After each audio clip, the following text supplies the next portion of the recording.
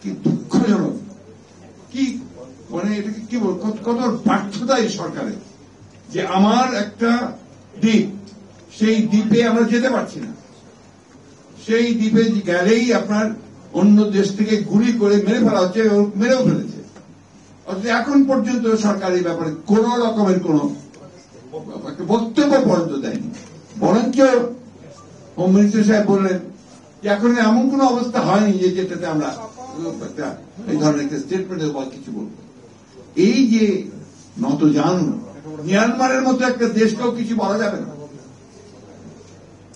এটার কতটা আপনার মানে আপনার দাসসুলভ মনোভাব হতে পারে।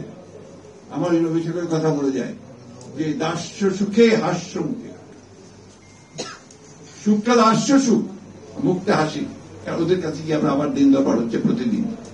সীমান্তে লোক মেরে দিচ্ছে, একটা কথা বলে না। পানি দেয় না, একটা কথা বলে না। আর এই সেন্ট মার্টিনে এখন খাদ্য সংকট দেখা দিয়েছে, অথচ এই নিয়ে সরকারের কোনো মাথা ব্যথা নেই। সেখানে কয়েক লক্ষ মানুষ বিপদগ্রস্ত হয়ে পড়েছে, কোনো মাথা ব্যথা নেই।